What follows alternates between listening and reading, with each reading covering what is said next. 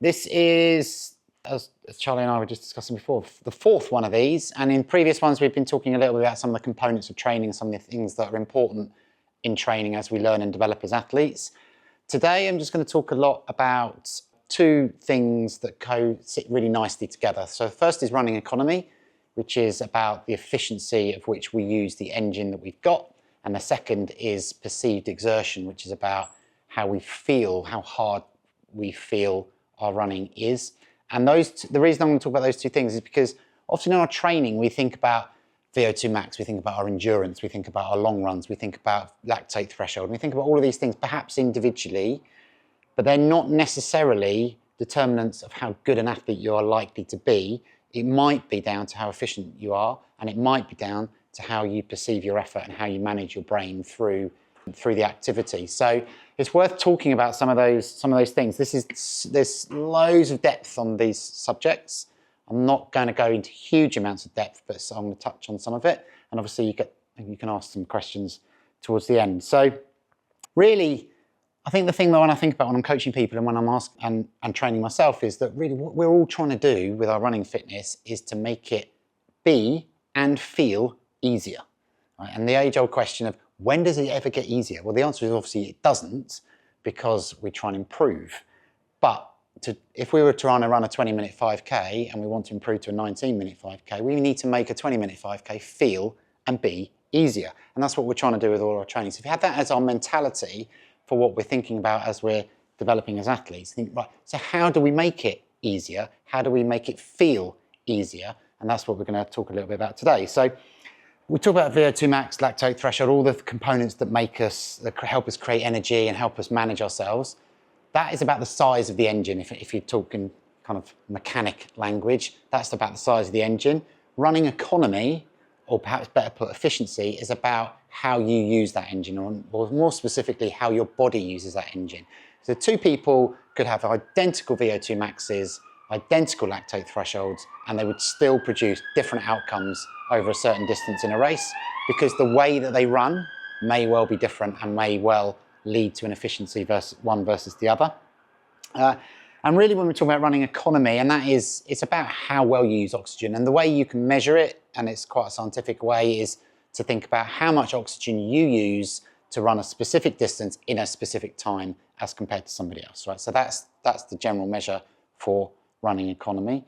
We don't tend to measure it very much, but the reality is that that's really what we're trying to focus on, is how well do we use the oxygen that we extract from the air that is required for our muscles to create energy and propel us forwards.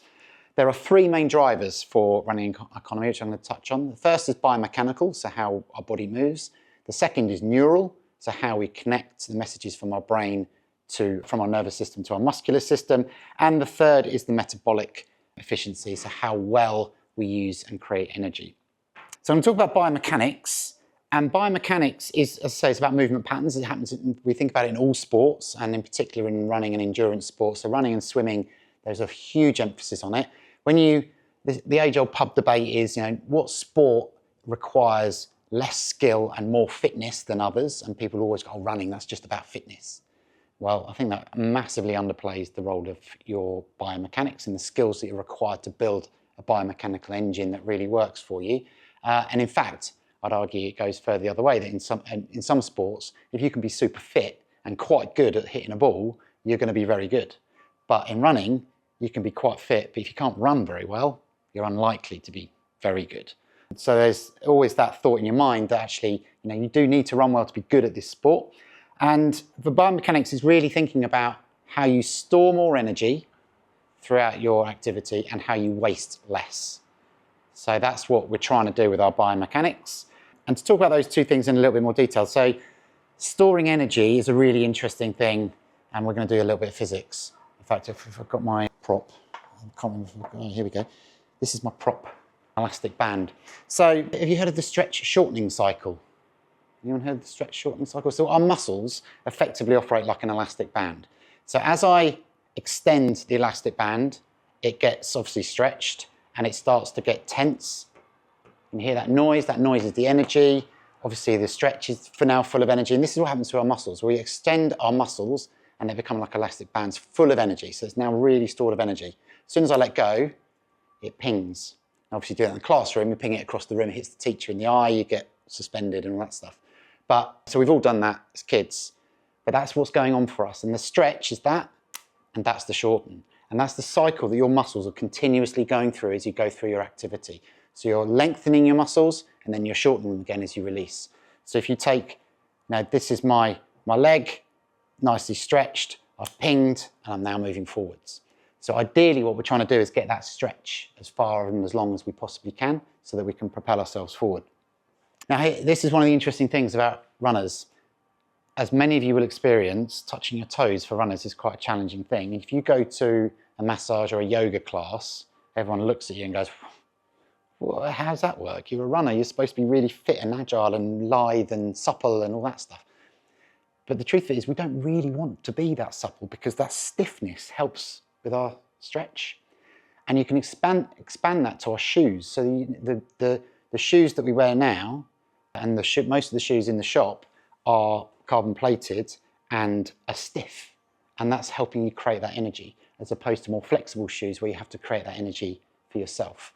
And that's the same extension of the elastic band thing. So we're storing energy. I'm going to talk about that a little bit more about how that works in biomechanics in a minute. The waste-less part of running is super important. So whenever I coach about running technique, it's a really simple sport. It's the one sport where we just want to go forwards as quickly as we possibly can. So any part of our mechanics and our part of our body that is not helping us go forwards is working inefficiently for us.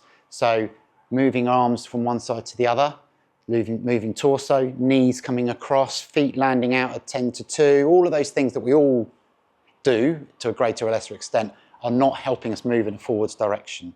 So wasting energy is a key component of it, and that's why running drills, strides, all those things, I'm going to come on to that, talk about that in a minute, so important. And when you watch good athletes, Olympic athletes and below, you know that they are moving forwards. The whole of their body is trying to move themselves forwards as quickly as possible. And that's what we want to recreate too. Right? There's no point us training super hard if we're not also working at helping ourselves move forward as best we possibly can. We also lose energy through weight, and I don't mean our physical weight, although that might be the case. It is the weight we carry. So if you are wearing heavy shoes, heavy clothing, you're going to be less efficient at moving yourself forward than you might be if you were light. Just to put context on that, most running shoes weigh around about 300 grams. Each 100 gram uses an extra 1% of oxygen as you move forward. So that, those weights over a cumulative effect over a longer period of time can make quite a big difference. And that's why obviously running shoes, they try to make them as light as possible with the light foams, way more so than maybe 20, 30 years ago. So let's just get a little bit now into the mechanics and some things to think about. So things that you'll all have heard, forefoot running versus heel striking. What's the difference? What's the benefit of either? There is no right or wrong answers. It is, we are who we are, and there's not a lot of value in trying to change too much too quickly. However, forefoot running or running on your toes or midfoot is about reducing contact time with the ground, which is obviously full of friction. So that slows us down. It is about braking less as a result of those forces, and it's about creating more power. So you're able to create more power if you're loaded up on the lower legs down towards the calves and the Achilles. The flip side of that is that the loading on the calves and Achilles for forefoot and toe strikers is that it can get too much. And you end up with sore calves, get burned out, worn out really quickly. And the quicker you run, the more likely it is you're going to face that challenge. So if you wear flat shoes like spikes on a track and you suddenly do 5,000 meters, next day your calves are going to be pretty sore because you've loaded them quite significantly. The other side of that is heel striking. So heel striking, we're landing often with our foot out in front of us. The contact time with the ground is usually longer. We're usually getting more of a braking effect. We are probably slowing ourselves down quite considerably. But the flip side of that is you're loading your calves and your Achilles less. So there might be some upside for doing that, particularly if you're running longer distance. Other things to think about, strides and stride length. So shorter strides become less efficient because you're constantly having to hit the ground, and that's friction. Longer strides become inefficient because you tend to land on your heels and load, and it takes longer to get off the ground again. So with all these things, it's about being somewhere in the middle of those two places. So not short strides, not long strides, somewhere in between. Vertical oscillation is another factor in our running technique. So that's how much we bounce up and down. Now, some people think bouncing up is a really good thing to do because the higher up you get, the more force you hit the ground with and the more you can bounce on for the next step, a bit like a kangaroo. However, too much going high will mean that you're not going forwards. So we have to have a bit of a balance. Now, the alternative is shuffling along the ground, which is what older people tend to do. That is it's quite efficient for them because they don't have the power to get up. But for most of us, it's an inefficient place to run as well because we're not getting that bounce. So again, it's about a balance between forwards movements, upwards movements, and slow shuffle. So here we go, vertical oscillation. Now here's the big one for me. This is hip extensions. This is the one I think is the most important thing that we can work on to make ourselves more economical as athletes, is how much length we get in our legs. So if I go back to my elastic band, what we're trying to do is create length in this is my standing leg, obviously. I'm about to push off. What I'm trying to do is get my hip as high as possible, my knee as high as possible, my ankle as high as possible, because they're the joints that my muscles operate in between. And my muscles are now like springs, a bit like my elastic band, they're pulled apart. And as soon as I lift my toe off, I'm propelled forwards. And we can only do that if we're high in the hips. If, as many of us are, we sit at our desks a lot and we sort of sat down, lots of people run with their bums a bit low, a little bit saggy, and then makes it really hard to get the full extension in your upper leg and in your lower leg to get the power that you need to propel yourself forward. So you become more of a shuffler as a consequence of that. So it's getting nice and tall in your stride makes big differences. Good question that you would expect me to have a view on as we're saying about that is like, how do you do that? So how do you get your hips high? It's a really simple thing to say, but what's the reality? There's three ways. So first is cues. So that's mental messages that you send yourself to get yourself high. And the one that I often use is, I'm at a festival, probably quite timely. I'm at a festival, the stage is about 1,000,000 miles away. There's a tall person in front of me and I'm trying to see above them as I'm running. So I'm running and I'm trying to stay tall to be able to see above the people above me. Another cue might be a helium balloon attached to the top of your head. You may have heard of this one. Pulls you up. The helium balloon is trying to get you into the sky, trying to keep you nice and tall. You can either attach that to the top of your head or to your hips, or your pelvis, whichever works for you. But a mental cue for you to think about. The second way to help your hip height is strong core. So both abdomen and glutes, make sure they're strong. They can keep you nice and high, as you'll find in your planks. You know, if you hold onto your plank nicely because you're strong through the core. And then the final way is drills.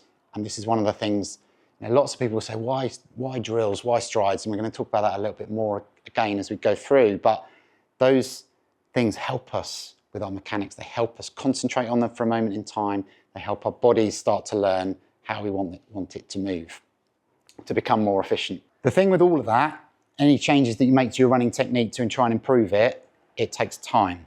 And running generally takes time, but these changes take time because you've got to influence your motor programming and you need to influence your muscle activation. You're effectively teaching it to do something completely new, and that takes time and practice. So we've just spoken about biomechanical efficiencies. The other two things in terms of efficiency I wanted to talk about were neural efficiency and metabolic efficiency. So neural efficiency is the connection between your nervous system, effectively what your brain is telling you your body to do and your body actually doing it. And the key thing about this is it's about the thing I've just spoken about. It's about motor programming. It's about remembering what you're asking you to do. Now it starts off consciously, so I'm thinking, right, I've got to get my hips high, I've got to get my hips high. And then over a period of time, your body starts to learn that that's what you're asking you to do continuously, and it'll start to take over. A little bit of muscle memory, but skills and drills are the important thing to focus on if we're trying to work on that. And then the other thing about neural efficiency is about the muscles that we activate. So zone 2 running is a super popular thing in our sport. You hear about it all the time. And I think it has a real value. However, if it's the only thing you do, all you're doing is training a certain set of muscle fibers to do a certain job, and you're not teaching any of the other ones to do anything else. And you need all of your muscle fibers to be able to get yourself through endurance events, but also sprints, but also to become a more efficient athlete. So trying to activate different muscle groups is a really important part of our training. It's why we change our pacing in certain sessions, and why doing short stuff and long stuff is so important for us. And just to give you a bit of context on that, obviously we talk about the difference between fast twitch muscle fibers and slow twitch muscle fibers, and that's one component. But slow twitch muscle fibers are super efficient because they use oxygen better than fast twitch muscle fibers. So if you go back to, many of you weren't here, we were talking about lactate threshold and energy systems. Your body automatically on a high intensity will go to carbs as an energy source, which runs out, eventually runs out, and you deplete of glycogen, whereas fat, you've got loads of it. And fat burns and uses oxygen to generate energy. And the better your body is at using oxygen, the better it's going to be at driving yourself continuously forward. So yeah, really think about, the different types of muscle groups you use, and that leads into metabolic efficiency as well. So metabolic efficiency is how you use and create energy. So if you can become more efficient at running at slower paces, that enables you to become better adapted at burning fat as an energy source, requiring oxygen rather than trying to sprint all the time where you don't require oxygen, then over time you become a much more efficient athlete, and you hold on to those glycogen reserves. Okay, so talking now a little bit about how the brain will work. Let me just grab my notes. So I said at the beginning that what we're trying to do is make it easier for ourselves, but we're also trying to make it feel easier. And feeling, the first bit of what we saw is how you make it easier. So about making sure you're moving yourself forward, thinking about your mechanics, getting your hips high. That's making it easier for yourself to run forwards at the pace you want to run forwards at. But how do you make it feel easier? And making it feel easier is really important, because there is a really strong relationship between your perception of how hard you're working and how you perform. And you'll know this, that the days when it feels easy, you're in flow, it feels amazing. And the days when you go, I've cracked it, I can really run this. Whether it's a race or in training, you have days where it just really, really clicks and you feel like you're motoring forwards, and you probably are.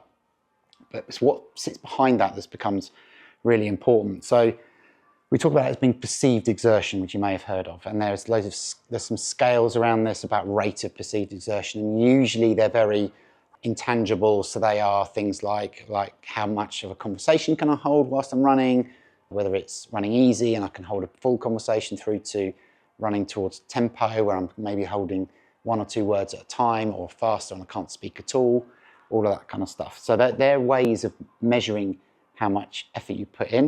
And I don't really want to talk about that because that stuff's well published. What I'd like to talk about instead is, look, how does it work?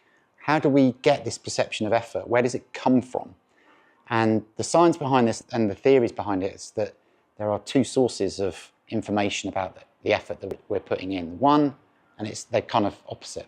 So one is that the body sends us messages. So our legs, our lungs, our heart sends the brain a bunch of messages that says, I'm really tired, can I stop now?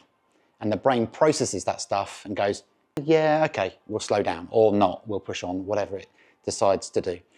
So that's the kind of body to brain part. There is another side to it, which is more widely held belief, is that the brain is in control of those messages, and it's actually sending the messages to your body. And it tells you, it takes in a bunch of information, including things like how long you've got left to go in the race or the effort, to determine how much you can sustain what it is that you're doing at that moment in time.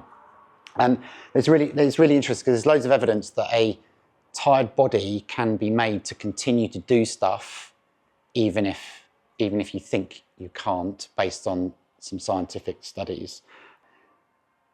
And I think, the tired brain, or a tired body, or a tired brain can send a message to a tired body to keep it going. Did anyone see that tennis yesterday? The French Open final? If you haven't seen it, it is an epic endurance event. It's 2 guys playing 5 hours of tennis, a series of sprints, effectively 100 meters at a time for 5 hours. And towards the end of that match, they were both exhausted, and they were able to produce some amazing amazingly skillful and physical tennis. And this is part of the reason why they had the desire and the mental processing to go, I really need to make this. I really need to catch that ball before it bounces a second time before the net.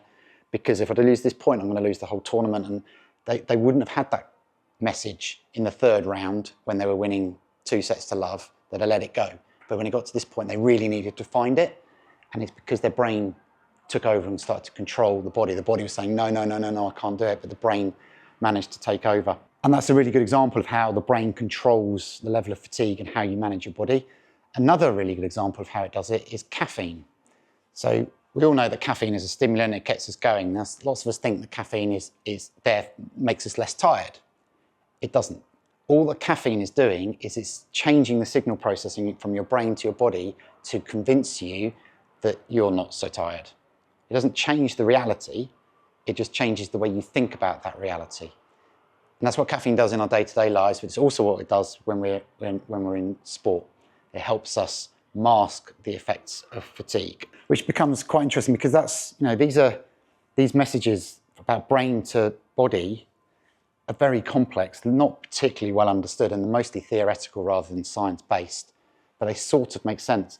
But they're interesting because they sort of develop. So there are 3 models that people look to in this space. The first about how the brain controls the messaging. The first is something called the central governor theory or system, which is that effectively there's a bit of your brain that is your control switch. There's a bunch of people sitting in there, like the movie Inside Out. There's a bunch of people in there kind of controlling you. And the way this story goes is that your body, your muscles, your lungs, your heart, the things that are propelling you forwards, the things that are keeping you moving, are going to tell you to quit way earlier than you need to. Way earlier before catastrophe strikes, and catastrophe means dying, basically. But when we're running hard, we think, oh, I'm going to die. This is really killing me. I can't make this to the end. And the reason that's developed in our bodies is because we needed to save our energies for later, when we were less sedentary beasts. When we were evolving through the centuries and through the millennia, we were having to chase prey, we're having to be chased by things, having to survive, and we had to save our energy for when we really needed it. Today, we don't need to, right? We've got plenty of ways to save our energy, chairs, sofas, all that kind of stuff. So when we're racing, it's actually quite important to be able to turn that mechanic off, turn that thought off of, well, I need to save my energy for later, because you don't. You need to get to the end of this race. That's what you need to do. Don't worry about what comes after that. You will probably be okay. Probably.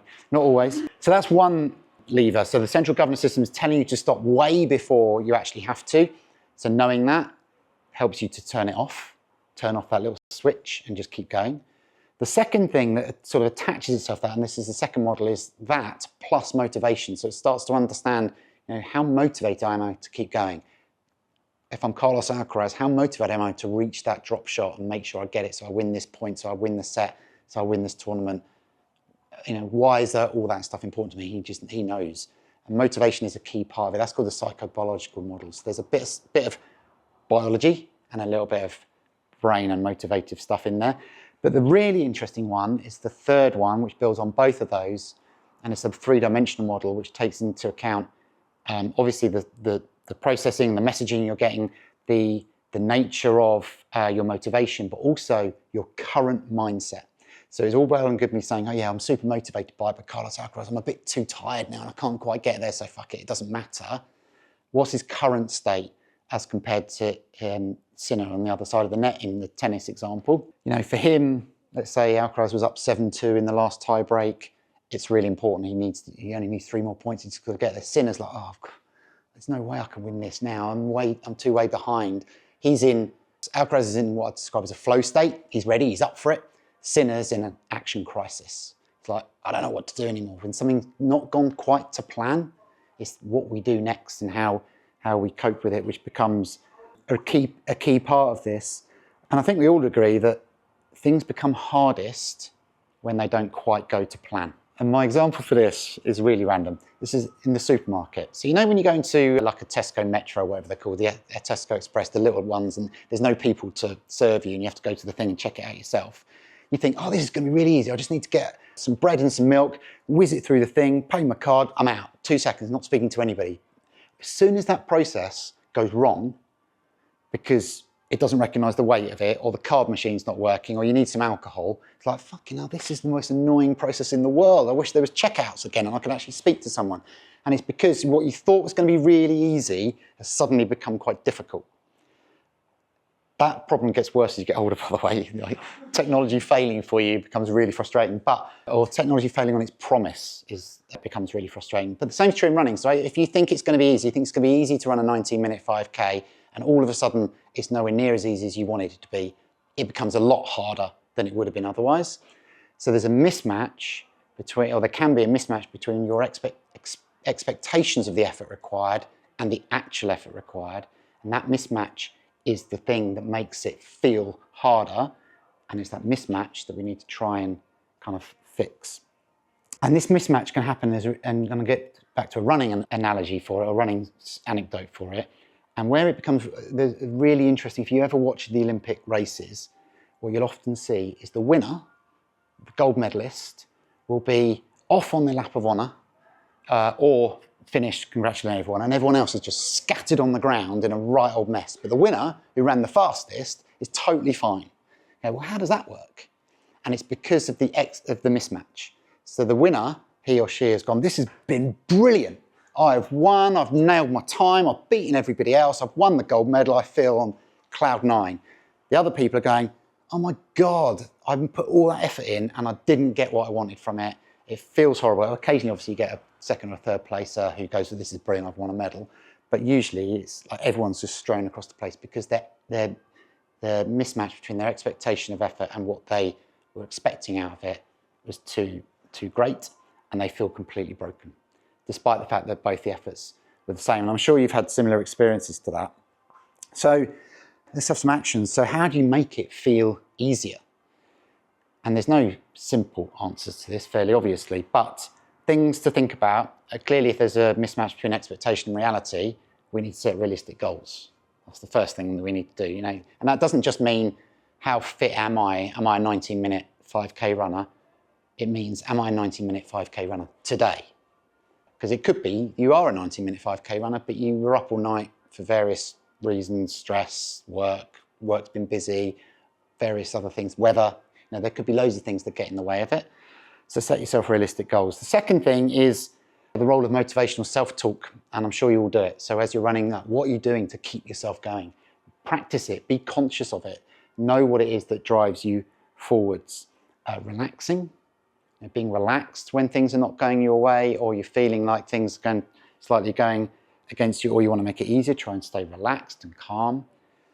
Think about distractions, and a really good distraction while we're running is to think about technique. So back to my high hips, you know, if we're starting to get tired, start thinking about something other than the tiredness. Start thinking about your hip position, think about where your feet are landing, think about something that's going to take your mind off how hard it's starting to feel. We talked about caffeine, that has a strong role to play in making things feel easier. And then we can talk about chunking, so breaking what it is you're trying to do down into smaller manageable tasks, which I'm sure you will do. Get to that next bench, the lamp post, the one below that, past that, or the mile markers, whatever they might be. But it's not, for me, just about chunking, it's about being mindful about that. So it is, I'm not going to think too far ahead. In a 5K race, I always think that the most important part of success in a 5K race is kilometers 3 and 4.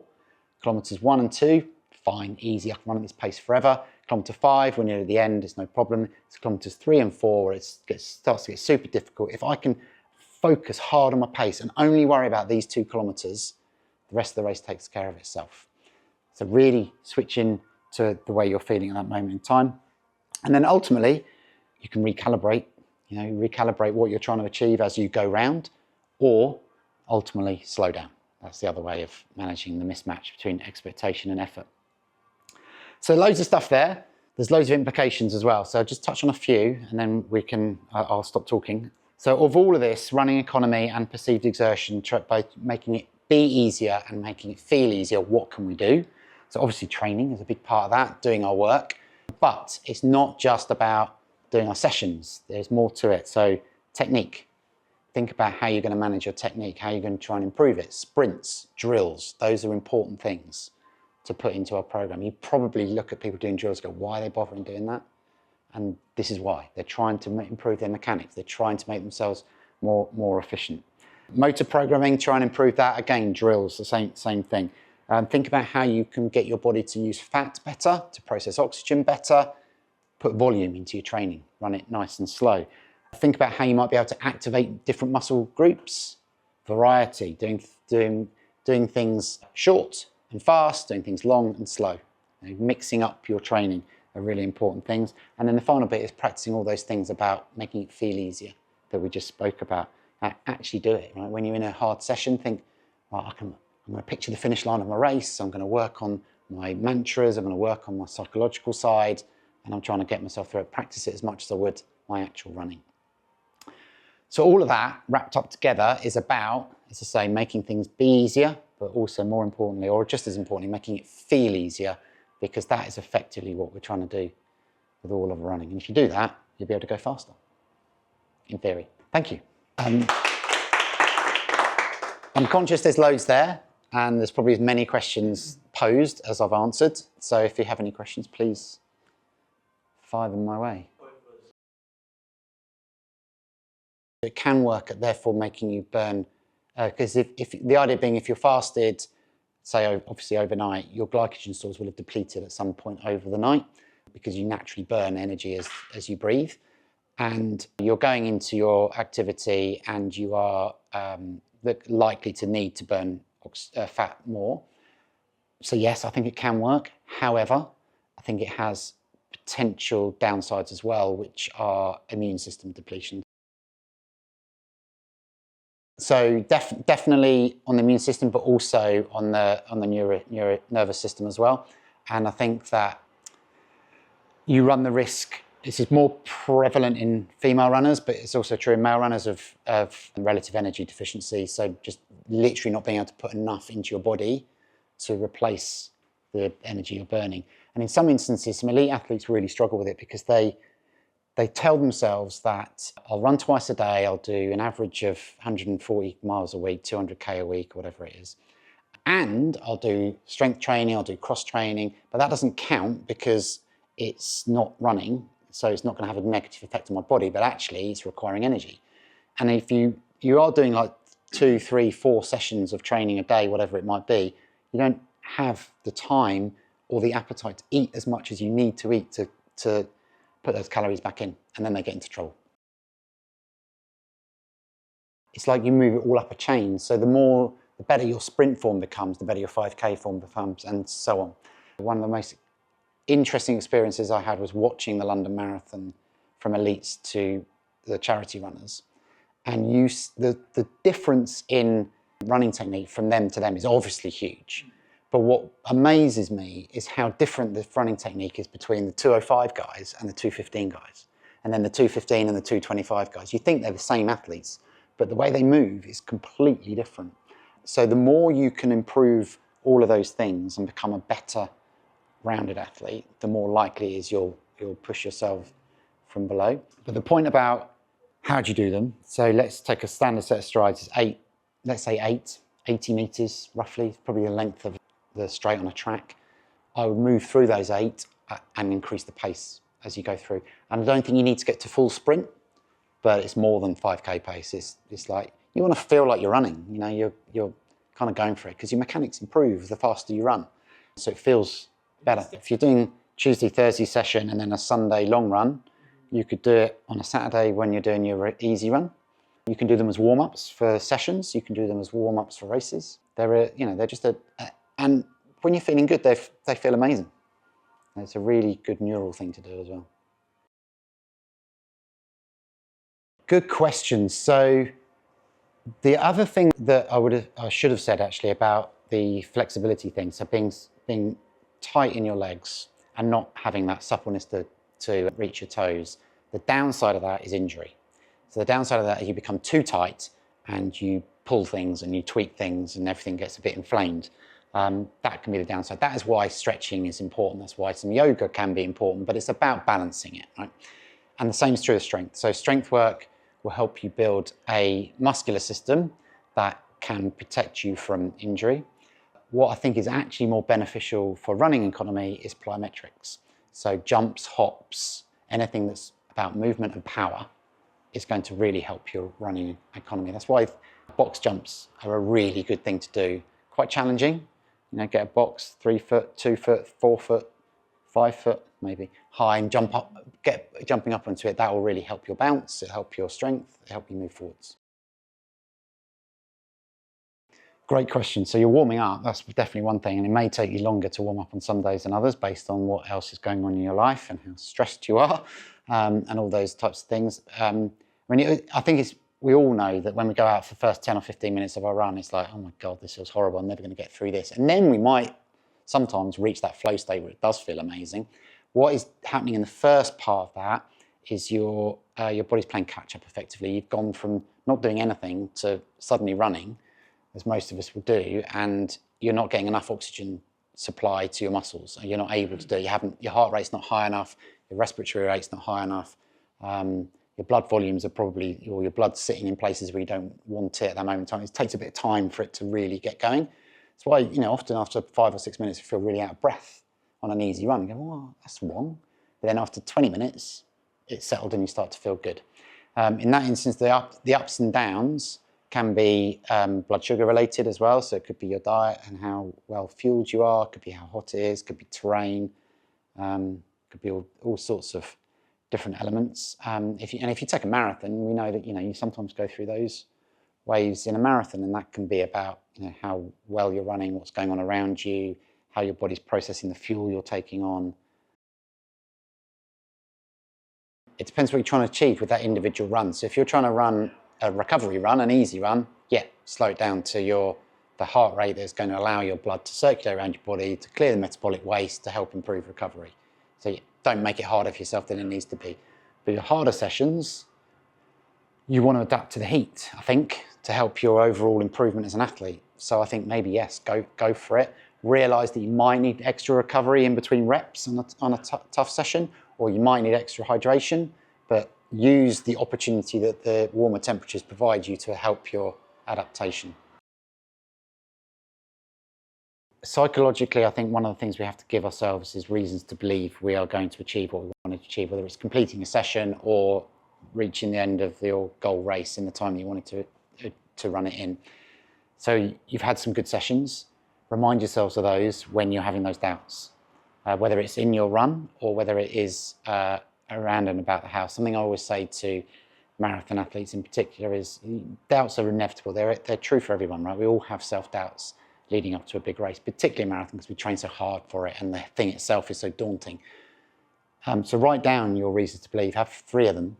So I nailed a half marathon, or I nailed this session, or I felt really good that day. Write them down, maybe on Post-it notes, pop them around the house every time, in places where you go often. So bathroom, kit fridge, whatever it might be, laptop.